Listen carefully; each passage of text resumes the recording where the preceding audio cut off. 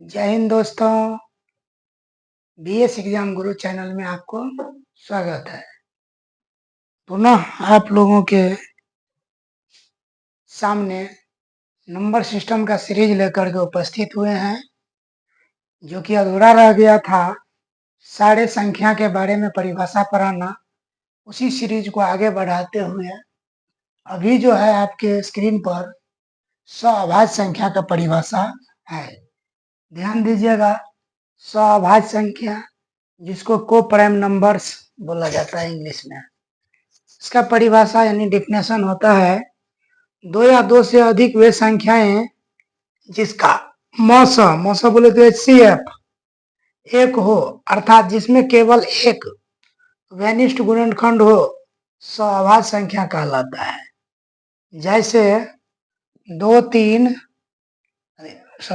5 3 7 4 7 ...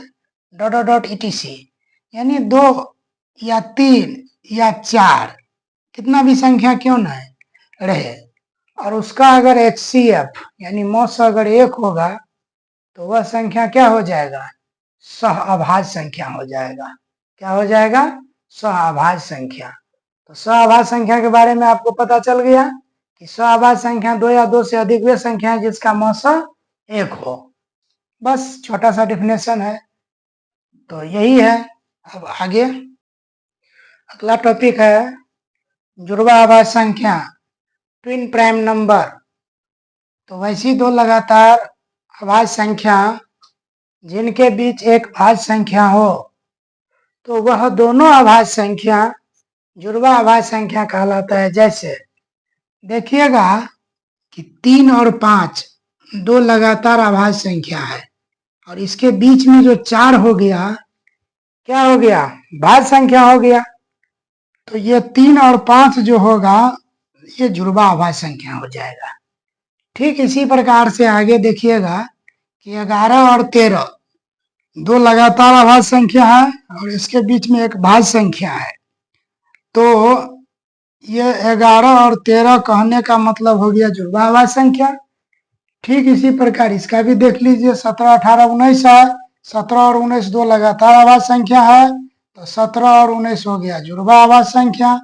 तो इसको पहचानने का एक और ट्रिक है, यानी दोनों अभाज्य संख्या का अंतर 2 होना चाहिए। जैसे 5 और 3 दोनों का अंतर करिएगा 2, 11 13 अंतर 2, 17 19 अंतर 2, ऐसे भी पहचान सकते हैं।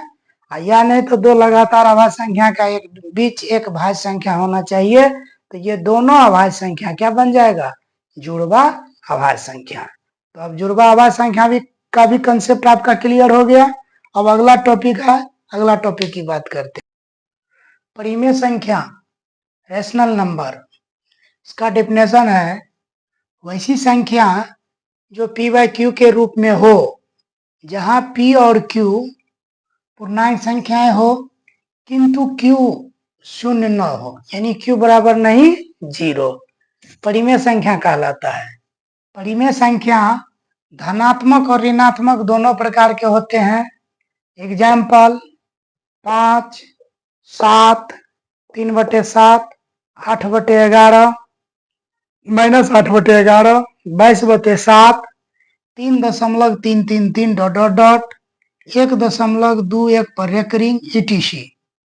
इस रेकरिंग वाला का कंसेप्ट परिमेय और अपरिमेय का परिभाषा एग्जाम्पल खत्म होने के बाद हम आपको क्लियर करेंगे। तो अभी आप परिमेय संख्या के बारे में जान गए। परिमेय संख्या जो p/q के रूप में होना चाहिए, एवं q कभी भी हर जो है सो 0 नहीं होना चाहिए, परिमेय संख्या हो जाएगा। परिमेय संख्या समझ गए। अब नेक्स्ट टॉपिक की हम बात करते हैं, अपरिमेय संख्या, इरेशनल नंबर। वैसी संख्या जो p/q के रूप में नहीं लिखा जा सके, जबकि p और q दोनों पूर्णांक हो और q बराबर नहीं 0 हो, अपरिमेय संख्या कहलाता है। जैसे √2 √3 √5 पाई 1.213456 ... इसका अंत नहीं है etc। नोट है, अपरिमेय संख्या को दशमलव प्रसार के नियत स्थान तक नहीं लिखा जा सकता है।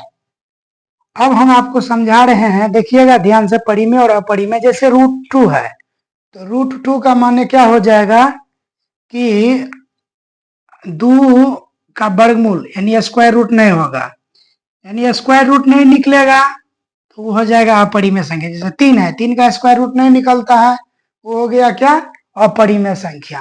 पाई का मान जो है 22/7 अपरिमेय है, लेकिन पाई खुद अपना अपरिमेय है। अब हम आपको बताए थे कि परिमेय में दशमलव और दशमलव प्रसार वाला शांत और अशांत के बारे में बताने के लिए, तो जैसे देखिएगा 3.333 डॉट डॉट डॉट है, इसी का हम दूसरा रूप 3.3 पर रेकरिंग भी लिख सकते हैं।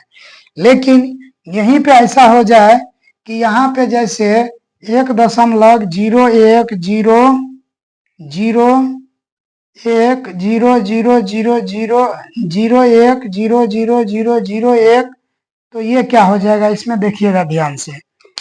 यदि दशमलव के बाद चाहे एक संख्या रिपीट करे, चाहे 2 संख्या रिपीट करे, चाहे 3 संख्या रिपीट करे, कोई निश्चित संख्या अगर रिपीट करता है ना तो वो हो जाता है परिमेय संख्या।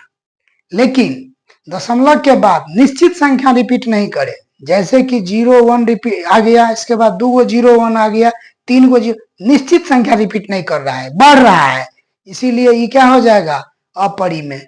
ऐसे ही और एग्जाम्पल आपको बता देते हैं, जैसे 0.3257779 कुछ भी हो, इस तरह का हो जाएगा तो अपरिमेय हो जाएगा। लेकिन परिमेय के लिए जैसे 0.325 325 325 डॉट डॉट डॉट, ये परिमेय हो जाएगा। जब ये कोई निश्चित संख्या बार बार आए तो परिमेय, कोई रूल रेगुलेशन नहीं हो, जय पटार आए डॉट डॉट डॉट लगा रहे तो अपरिमेय। बस इतना ही कंसेप्ट है, समझ गए परिमेय और अपरिमेय के बारे में। अब आगे की बात हम नेक्स्ट टॉपिक पर करते हैं। वास्तविक संख्या, रियल नंबर। परिमेय और अपरिमेय के समूह को वास्तविक संख्या कहते हैं।